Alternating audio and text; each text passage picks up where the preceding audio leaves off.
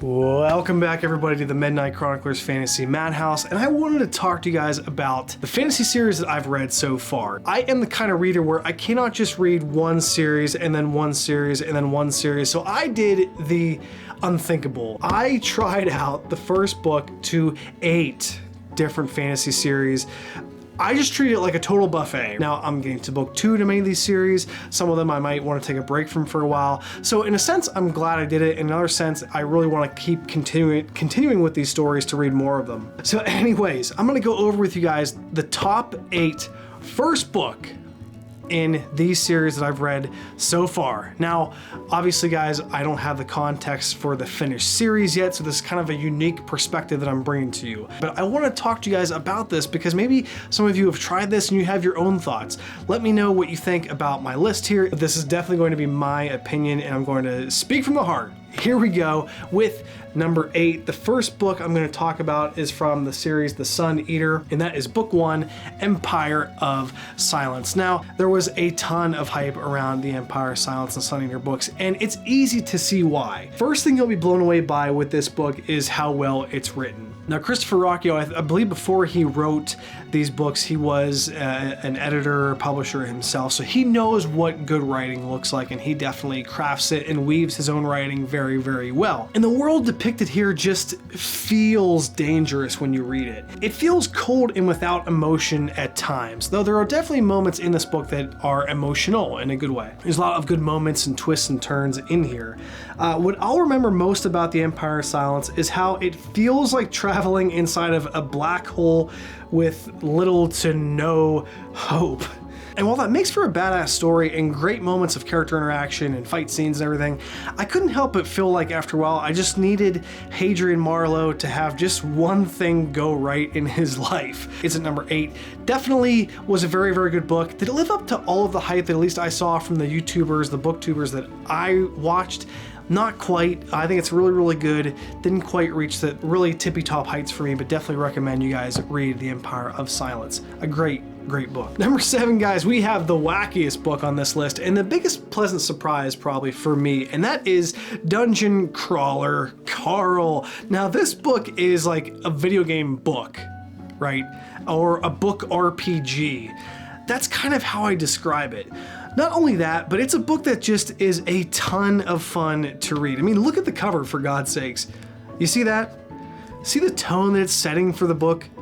The book lives up to that tone and then some. So yeah, if you got done reading some grimdark or a horror novel or one of the Twilight books and you need something different, let's say, and you're in like a different mood for a different kind of book, by all means, give this a shot. The quality of writing is actually much higher than maybe the zany cover would lead you to believe, and the imagination on display here is heartwarming and fun. I was shocked how much I loved Dungeon Crawler Carl. I think this book is mainly on e-reader. I have it on my little e-reader here that I was reading every now and again.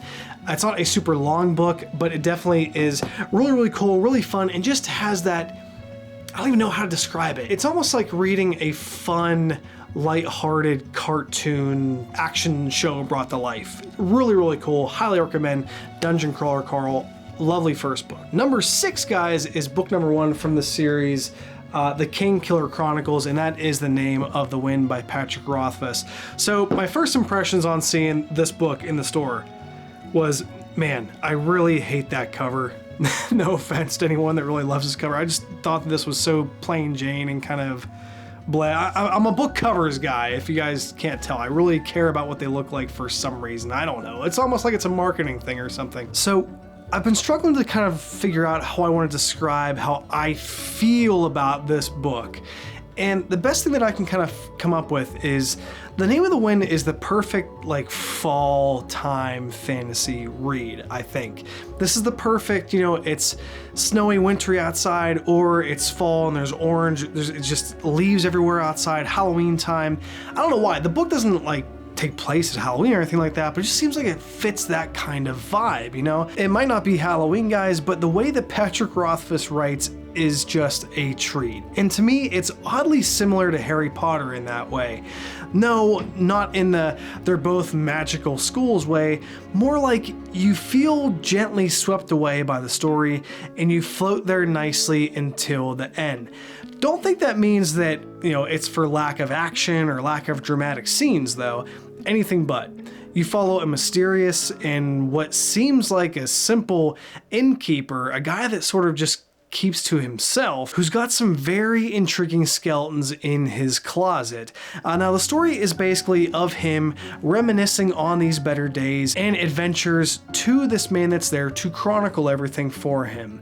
And he's talking about like the good old days, back when he was like a celebrity, he was a wizard, a warrior, all that good stuff, a musician. And basically the story chronicles his fall, his rise, and all the way to where he is now and why he is where he is right now as an innkeeper. It's a great book one, and book two is even better. The second book in the series I consider to be one of my favorite all-time books, actually. That is The Wise Man's Fear, and I just love that book. But anyways, guys, please check out this series. It's incomplete, so some people might say, don't recommend it, it's not done. I get that. A series being incomplete, though, guys, has never turned me away from reading something that I might love, and I definitely love The Name of the Wind. It is number 6 on my list. Time for me to put something on my list that a lot of people will no doubt say is way too high, and that is the first book in the Red Rising saga. Now, I freaking love Red Rising. I love the cover too. Look how awesome that cover is. Anyway, the book is just, it was a blur to read, but kind of in a good way. Pierce Brown's writing style is just so fast. Like he just boom, boom, boom, scene, scene, scene, action, action, action, plot twist, plot twist, plot twist the whole way through this book. And it's a very small book. The action moments in here are incredible. The technology that he came up with here is really cool and really interesting to read about. I've said it before and I will say it again. The razor is an awesome weapon. And actually, whenever Mike's book review came out with his own sort of why you should read this book, I was just completely taken with what he described as the coolest fantasy weapon, and that is the razor, this collapsible sword that goes from a sword into a whip. But yeah, I just was super taken by that weapon. This story, the character, the perspective too, the first person perspective in this is really interesting and different to read about, which I really loved. I have a hard time not putting this book higher.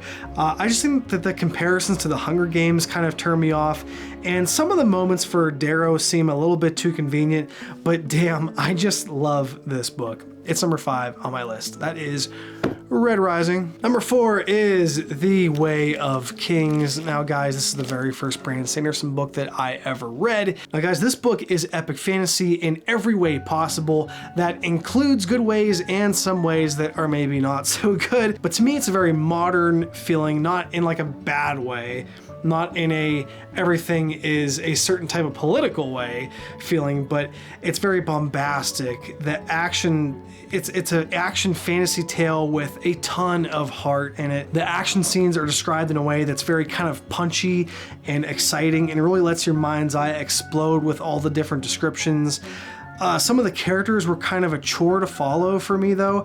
I loved Kaladin and Zeth and most of Dalinar's chapters, and especially too, the magic system in this world is described in such a way that it almost made me kind of go, okay, I understand the rules to this, and I understood them pretty quickly. It's sort of that kind of thing where it just like clicks, It's not like this tough thing to wrap your mind around. It's very simple and very cool. So it's got a lot of great scenes in it too. It's got some moments in it that were kind of a drag at times, much unlike Red Rising, but the highs in this story are really epic, and the story doesn't even have lows so much that it just has lulls, which could maybe be deemed worse in some ways, but regardless. The Way of Kings, guys, it was hyped up to infinity before I read it. It didn't quite reach those levels of hype. I'd be really interested, guys, if you were like me and you heard a lot of people just praising this author and this series to the very end, and how you felt once you actually read the book. So honestly, obviously I have it very high on the list, so it is a very, very good book, but it just has some parts of it that were like, we gotta thin this down a little bit and make the story a little bit more compact, and it would have been that much better. But regardless, a ton of heart, a ton of action, a ton of great, great moments in this book. really loved The Way of Kings. It is number 4. Number 3 is going to be A Game of Thrones. Now, I finished this book very recently. It's got writing that is just to die for. I think I really didn't even watch the TV show, guys, in all honesty. I've seen some bits and pieces of it. So if you've seen the show, you've definitely you know what's coming in this book. This book is so worth a read. The story in here is incredible. The characters that you follow, while some of them, your interests may vary like mine did, there definitely were chapters in here that I thought, I don't want to follow that person. And then kind of by the midway toward the end of that chapter, you're like, oh my God, don't let this chapter end yet. I'm not done reading this. I want it to keep going. And then it stops. This book is kind of a cycle of that, right? Where it's like you get to a chapter that's like, oh my God, we're reading another Tyrion chapter. I love that character. And then it's great. And you're like, no, why are we reading a Sansa chapter? But then it turns out to be good. I mean, that just shows what kind of just talent George R.R. Martin has, and the kind of story, the epic nature of it that he's weaving here, that you just know that a lot of this is going to set up for later on. And very much, guys, I think that this book is a whodunit wrapped up in a fantasy tale. And yeah, the whodunit is kind of, revealed in certain ways throughout the first book here, but it just feels that way. It just feels like a clue, like everyone's trying to get to the top. The rich mansion owner, in this case, the king of the land, or the king of not Hyrule, what the hell is this place called?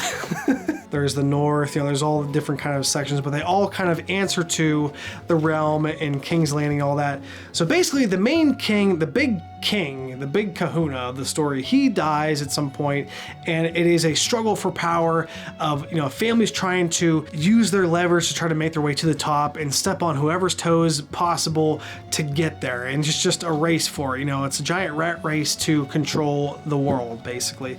And that's what George R.R. Martin does a fantastic job of getting across in this story. Each of them are taking up these different mantles and trying to accomplish these different things and live up to these different expectations, and some are very selfish and some are selfless. It's so interesting and cool to read about that I just could not get enough of this book once I was done with it. And even Daenerys, who I thought, like, her storyline, I didn't really care so much about it at the beginning because it felt so detached from everything else going on, that toward the end I was very invested in her character and what was going on there. So the Game of Thrones, guys, it's as epic as everybody says.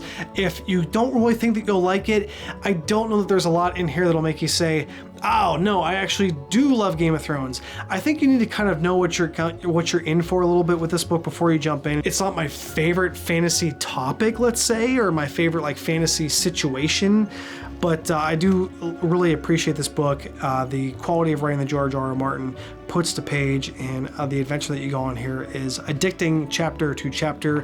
It is number 3 on my list, and that is A Game of Thrones. Number 2, guys, we're gonna get a little bit more controversial here, and that is going to be, yes, wow, here's the Wheel of Time, The Eye of the World. Now, it's weird, because ever since I read this book, my feelings for it have actually kind of warmed as time has gone by. And it's kind of an unfair advantage for this book in that way, because there might be some other books in the pile here that might move up or down as time goes on. But I got into fantasy with this book. I read this book with my dad. He's also a big fan of fantasy books, and we both really loved the beginning here with The Eye of the World. Just fond memories of reading it. It just feels like a true beginning to a fantasy story.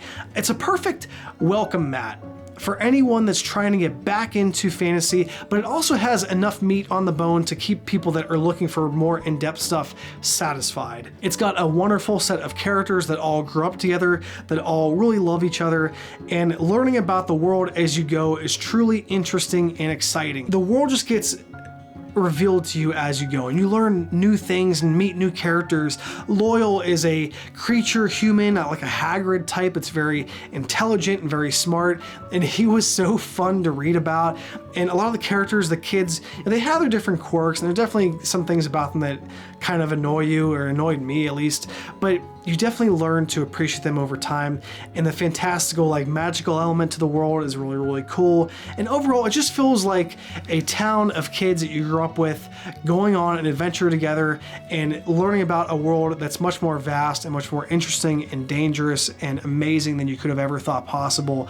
That is the feeling that I get from The Eye of the World. Overall, it's imperfect, but a very, very good beginning that I am more fond for as time goes by. And of course, guys, number one is book one of the Gentleman Bastard series. It is untouched at the number one spot for me, guys. That is The Lies of Locke Lamora. Funny, heartfelt, just plain fun. It's such an adventure. It's not perfect, but it was written in a way that every character is a total joy. No chapter followed a character that I dreaded learning more about or that I didn't feel like following at that time.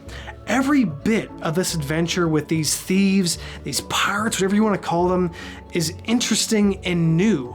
Literally, I was giddy at one point in the book when what was going on turned out to be not what I thought, and I was never more pleasantly surprised than I was in this book. Basically, you're following at one point these characters that are sort of snobby and rich, and you're like, oh, they get visited by this sort of mustache twirling, also very high society character that you don't think much of at the moment. And then the next chapter switches perspective to that person knocking on the door, and it turns out to be someone that you didn't expect. And it was like, oh my God, this is such a cool and fun way to write. And Scott Lynch, guys, my God, for all the authors out there that get talked about, oh, their writing, their prose are so magical and beautiful and flow so nicely, Scott Lynch to me is the cream of the crop. This guy is unmatched. I mean, maybe it's just his writing voice in my head just fits the best, but it just does. He's so funny. Like, I get his humor. I get where he wants to go with characters. I understand like the psychosis going on with them and like what he's trying to convey with them, and like the brotherhood that he's created here feels so at home for me and so relatable to me, for me and my friends whenever I was a kid or older or what have you. But I just love The Lies of Locke Lamora. It was the book of the year last year for me. It was a total surprise hit of that year, and it has continued to hold that number one spot with challengers on the way, no doubt, but I just love this book, guys. It is without a doubt like a 9.5 out of 10 for me, but I just love this book. So that, guys, is The Lies of Locke Lamora. That is the number one book that is my favorite of the 8 fantasy series I have started and read so far. It made me laugh. It damn near made me cry. It made me enjoy every single bit of the 700-ish pages in this small paperback that it had to offer. So that's it, guys. Thank you so much. And here we go. I almost set it on fire for its trouble. Thanks so much for being here, guys. Please like and subscribe on your way out. Read on, you guys. I'm the Midnight Chronicler. We'll see you later.